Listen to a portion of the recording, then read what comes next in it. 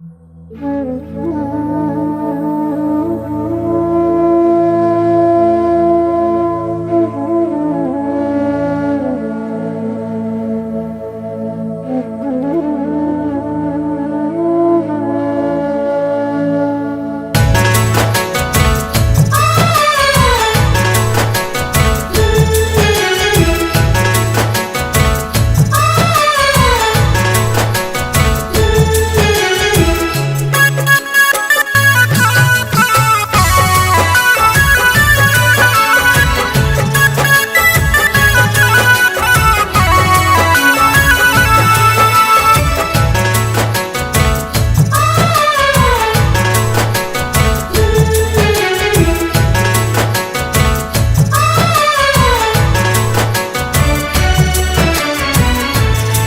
पुड़िया ले ले जइहा एक जानू के हमारा ओर से। एक पुड़िया ले ले जइहा एक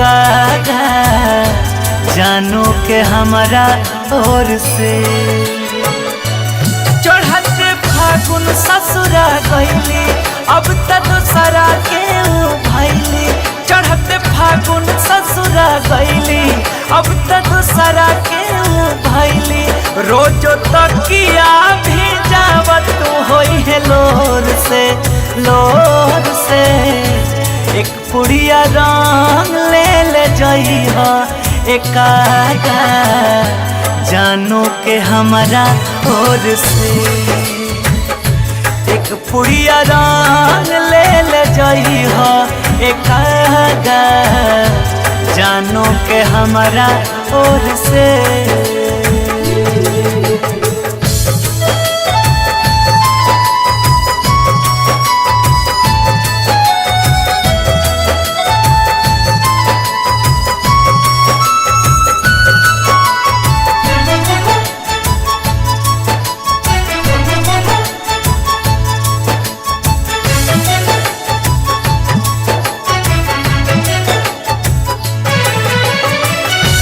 फागुन फाग न भावत होई हर पल याद सतावत होई।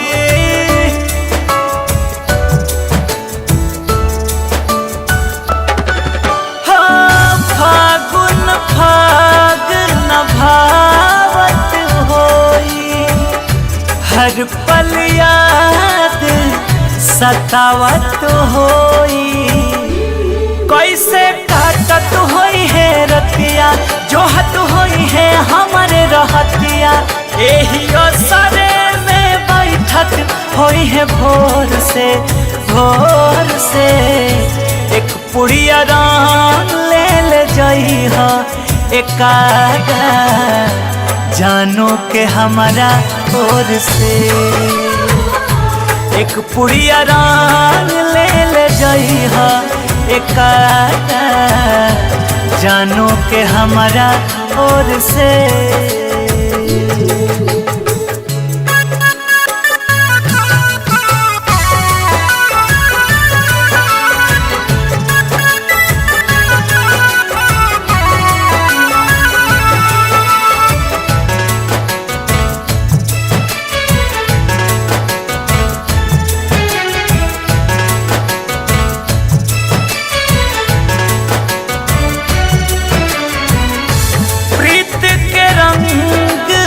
चढ़े पाई निर्मोही जैसे फागुन आइल।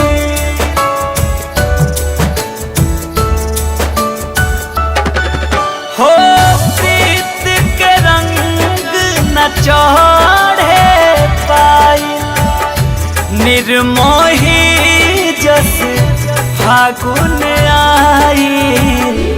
किस्मत के अब दोष कदी रोशन जी तबले जी बनहल रहस्य अजितानंद डोर से। एक पुड़िया रंग ले ले जइहा एक जानू के हमारा ओर से। एक पुड़िया रंग ले जइहा एक जानू के हमारा ओर से।